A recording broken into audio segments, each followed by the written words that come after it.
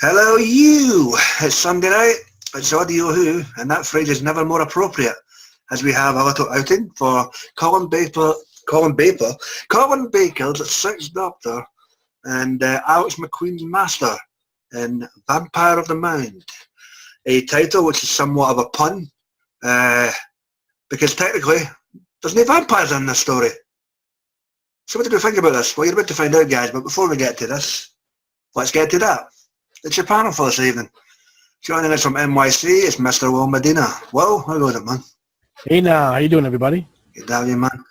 Down under, he has the thunder, and he's on a Bluetooth headset this evening in light of some sound difficulties. AJ, how's it going, man?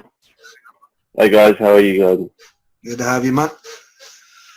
All the way from Tottenham, looking very glum on a Sunday evening. It's Philip Archer. Phil? Hello, Graham. Hi, people. Good to have you. And all the way down in the nutsack, it's Texas Timbo. Timbo, how goes it? All right. Oh. He's a Oh, yeah, okay, champion. So, guys, Vampires of the Mind. We have Colin Baker. We have missing scientists. We have people not feeling very well and walking around in zombified states. We have Dr. Heather Fredstone and her father. And we have Dr. Damien Scott of the Dominus Institute, which happens to be situated on a very familiar island. What do we think of this? Let's see. Opening thoughts. AJ, we get your opening thoughts on Vampire of the Mind, please. Colin Baker and Alex McQueen.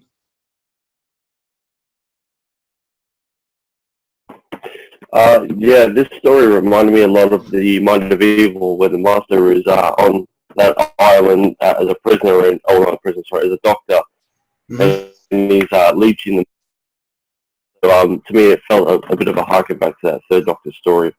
It was a very good story, this one, though. Okay, mate. Champion.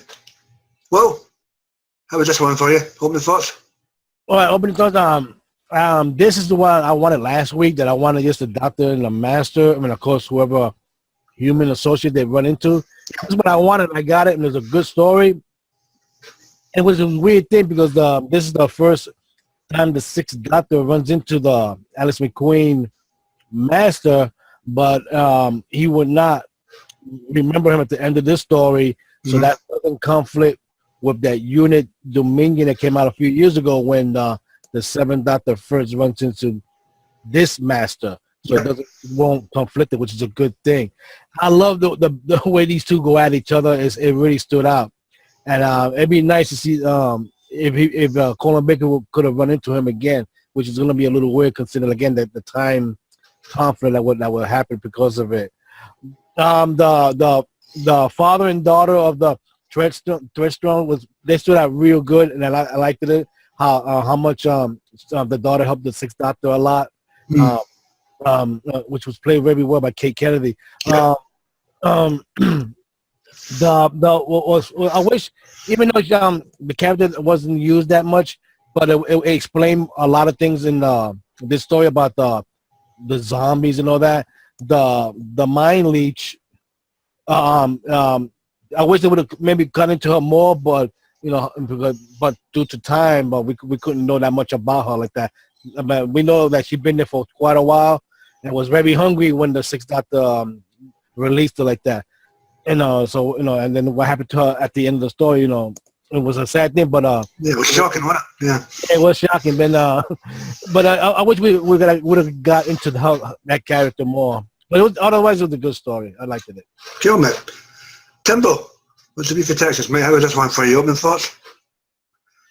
It's a good story. It takes its time though to get going, I think, which is not necessarily a bad thing, because it's I think it really hinges on the fact that he has this one-off temporary companion, and they have a great chemistry. So it's like it's very talky for the first episodes, but it's basically them setting up things to be paid off later. So it works, but it's just a bit. It takes a while to start moving along. You know what I mean? And it's I would say that it could have been helped if it had been cut a little bit by maybe 10-15 minutes. Okay. Also, I'm not so sure that this story actually works on its own, because it's the middle section of a trilogy in a way. Do you feel like it was resolved completely, or it seemed like it's not, because it ends with kind of tease or a cliffhanger for the next Oh, the story. boat driver. Yeah, and and of course the doctor's forgotten everything because of what happened.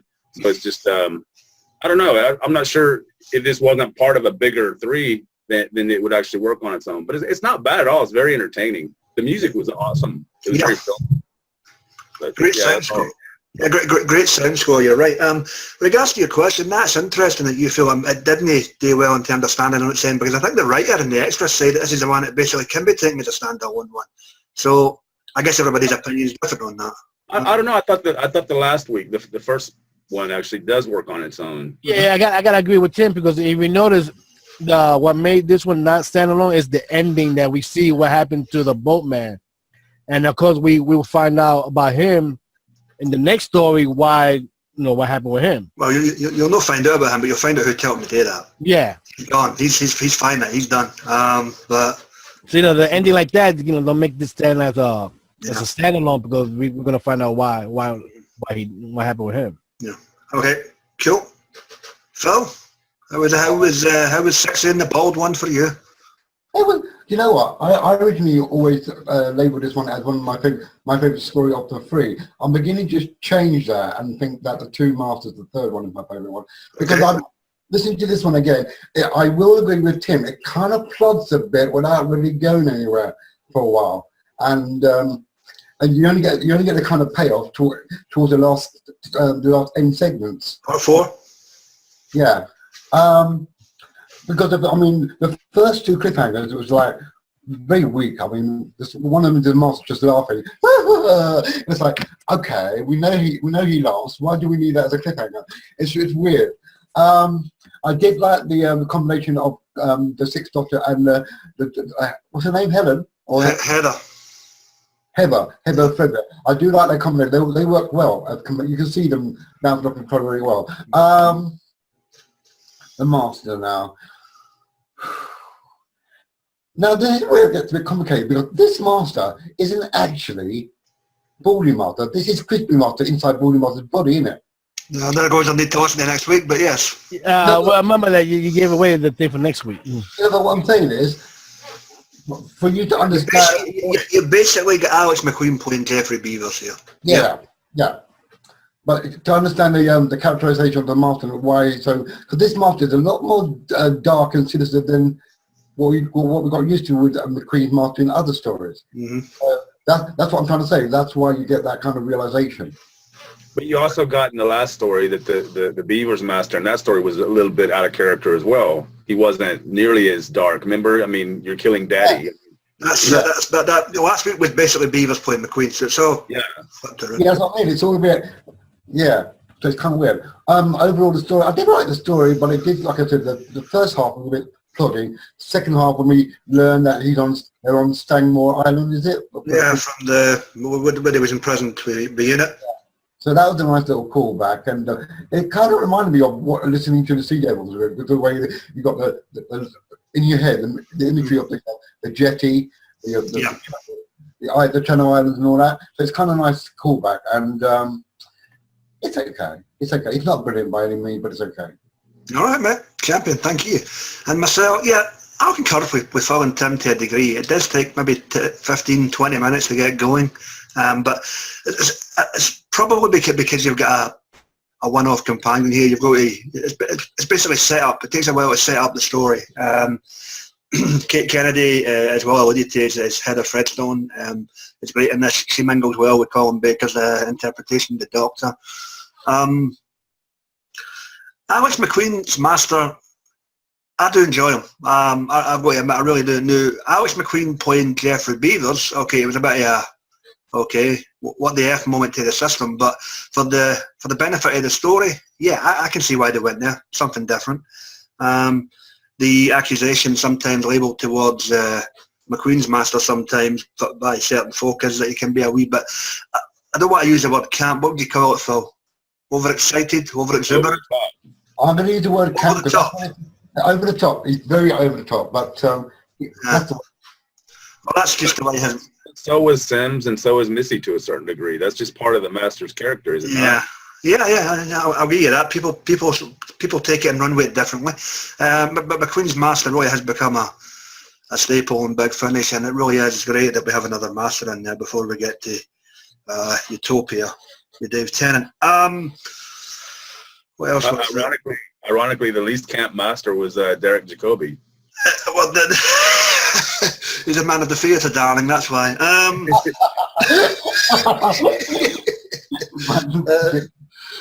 Remember, we don't know yet if the Alex McQueen master is the one that does go into the time war.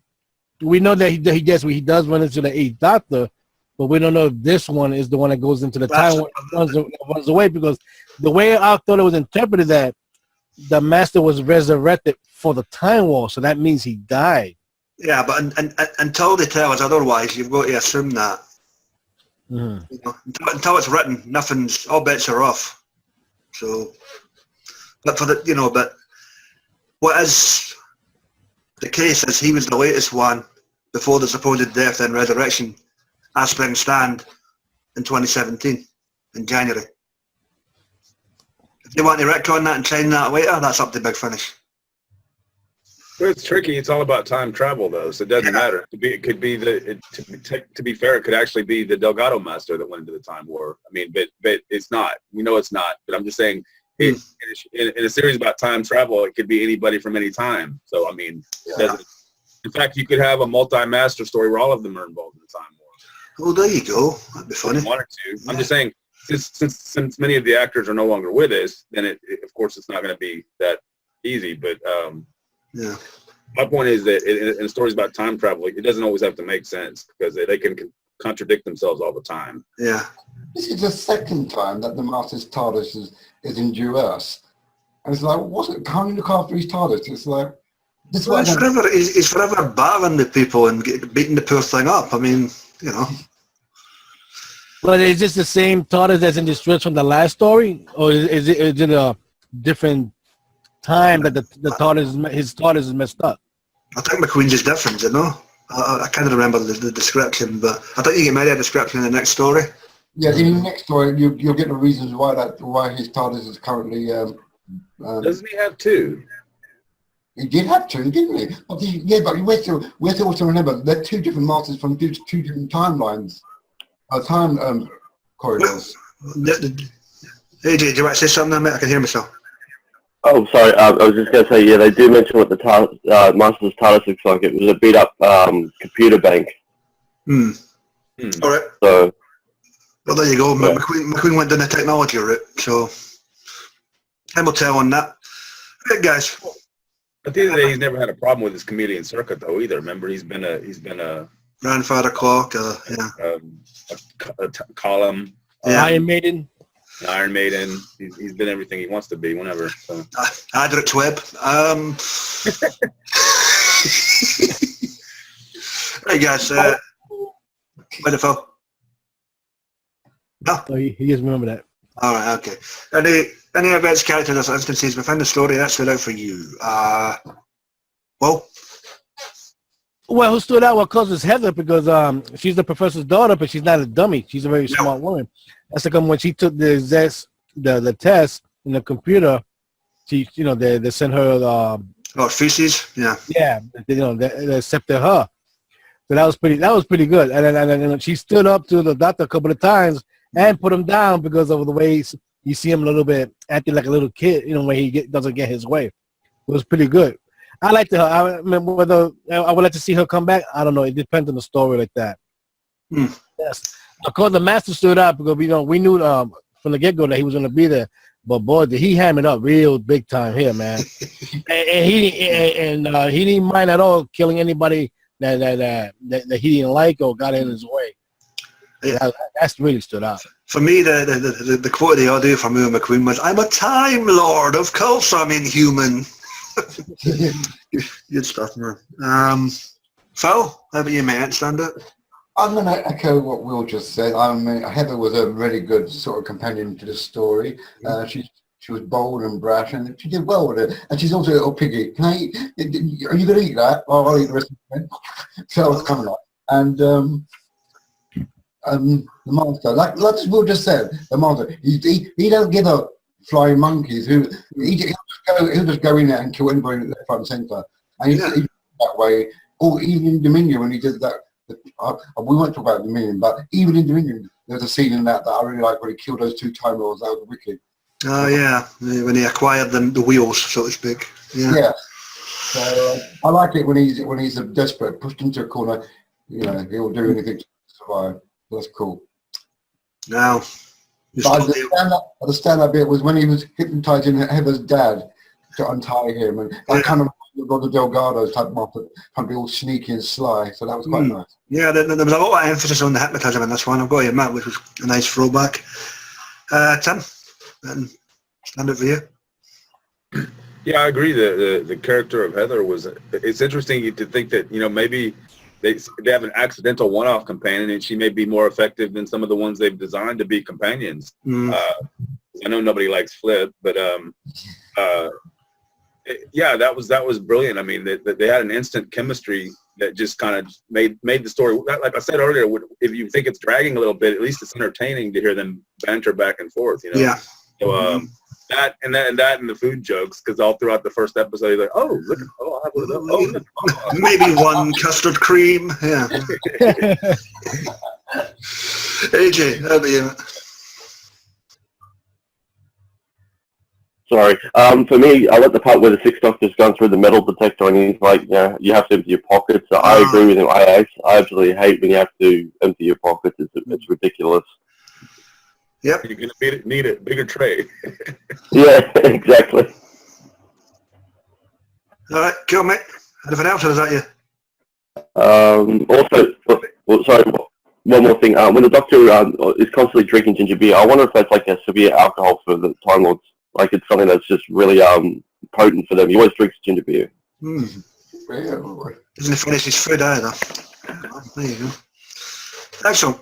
And for me, I'm going to hark back to what Will said.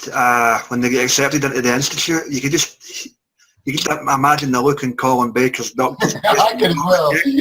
He was so abrupted and he was just so offended. It was unbelievable.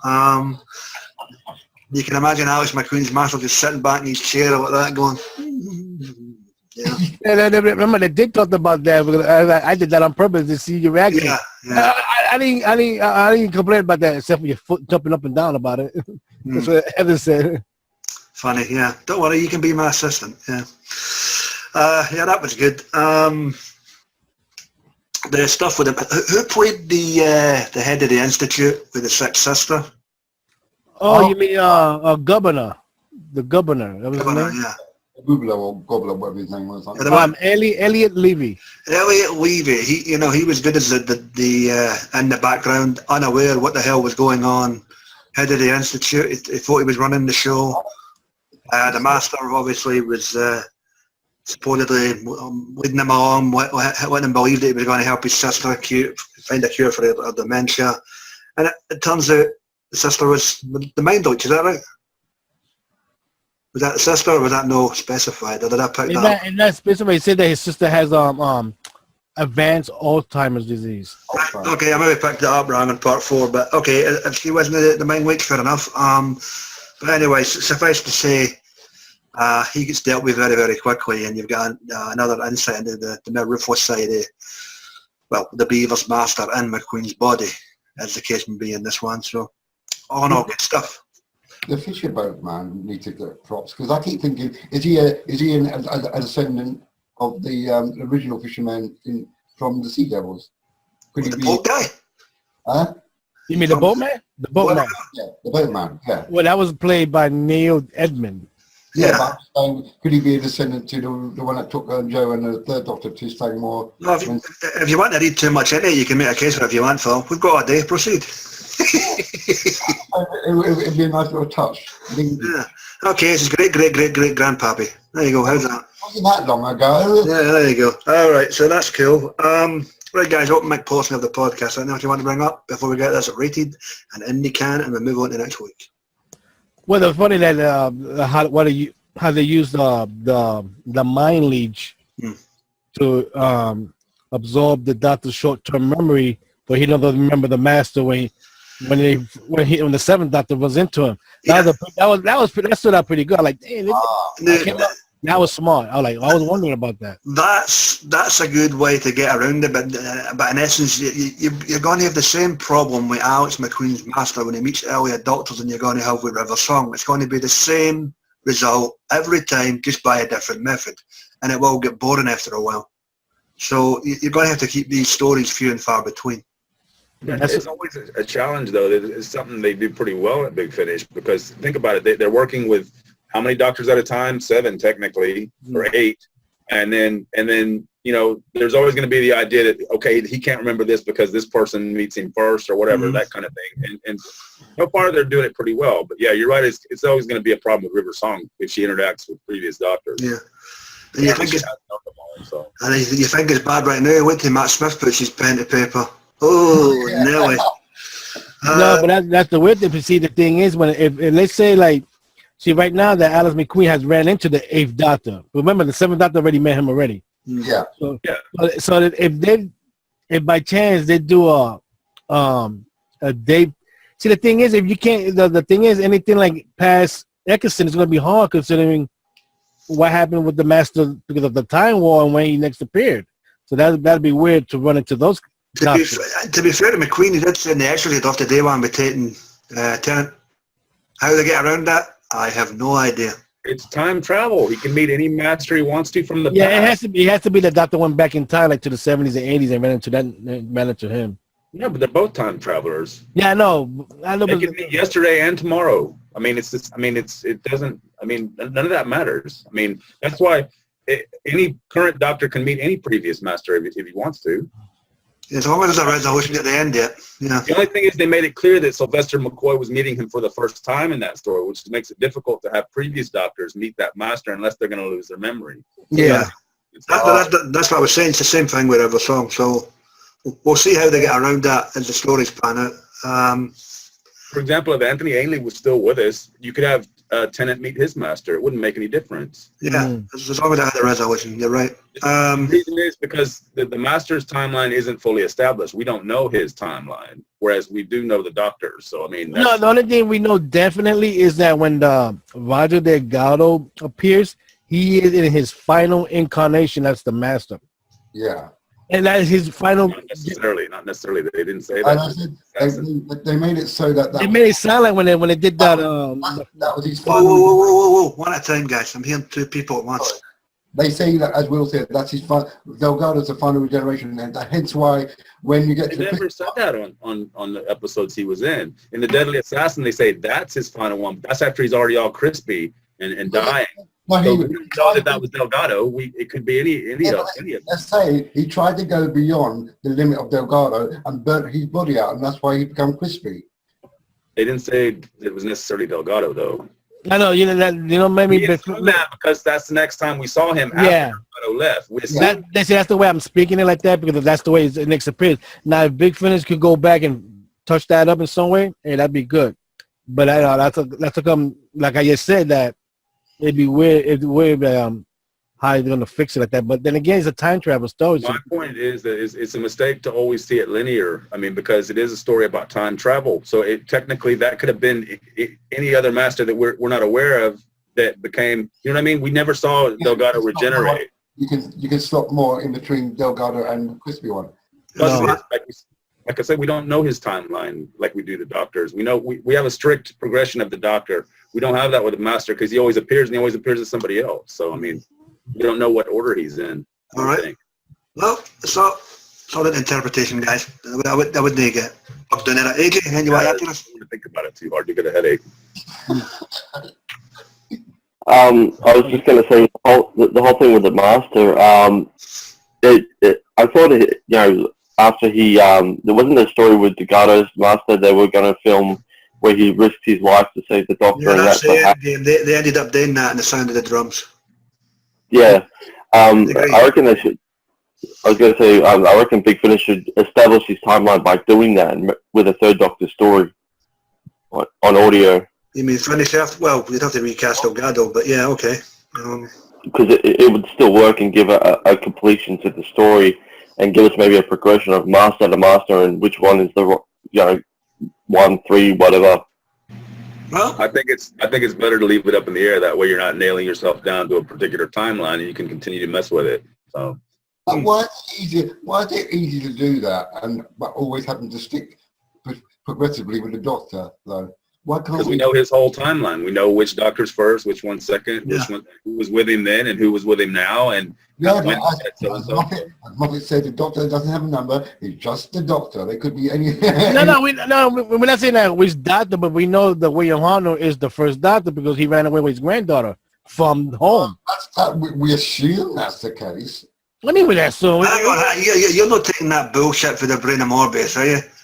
yeah, why not? Right, and I'm not going to argue with people like that again. If you want to believe that, that's up to you. Anything else, guys? No?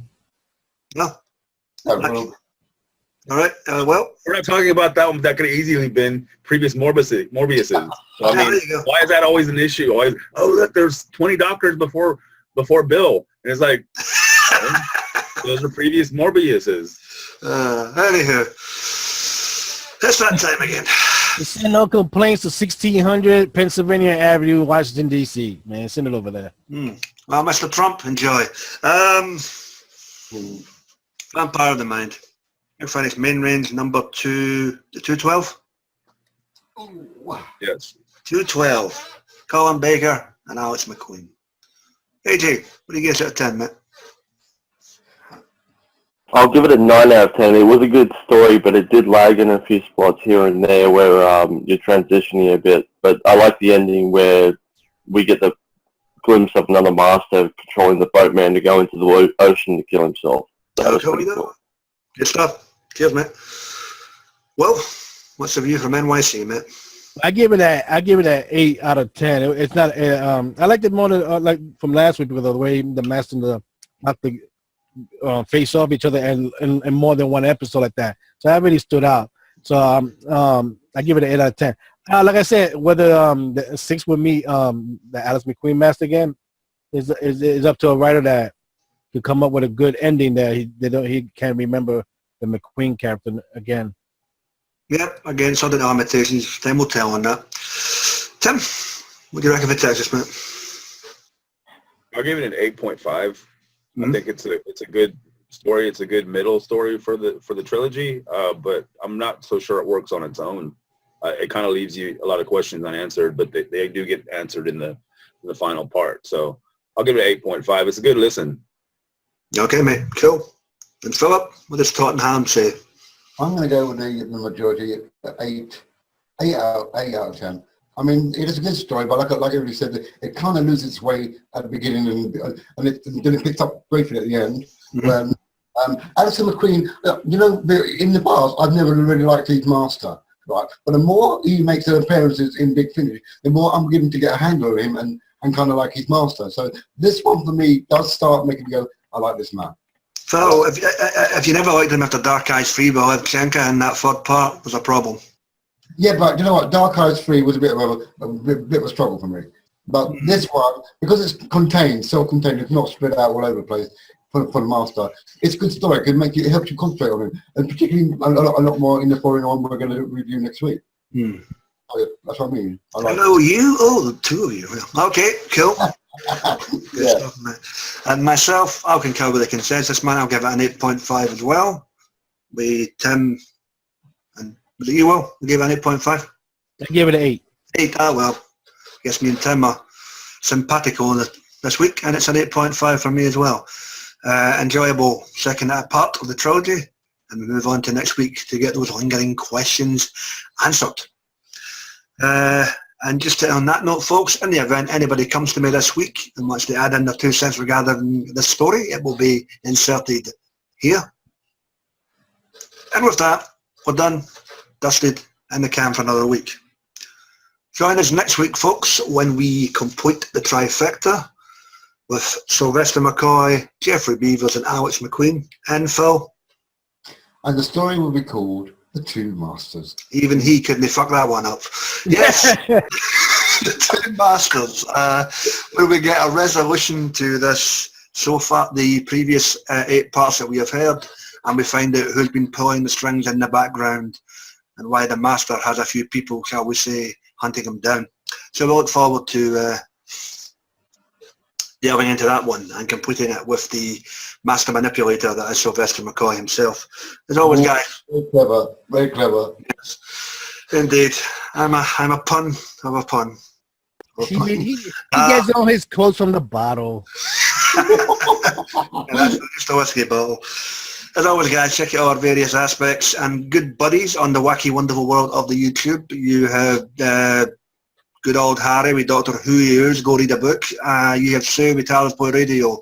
You have the guys and dolls over at Geeks Assembled with Everything Geekdom. You have Dr. Freedom, his news broadcast, and his Omega Files, alongside the adventures of Dr. Freedom and Eric. Toasty and Marangi are going to make a return. Yes, we look forward to that. And for that, we're done, dusted, and we're in the can. We'll wish you all a safe and prosperous week. And we'll see you next week when the crispy one and the bald one have a face-off. Take care, guys, and all the best.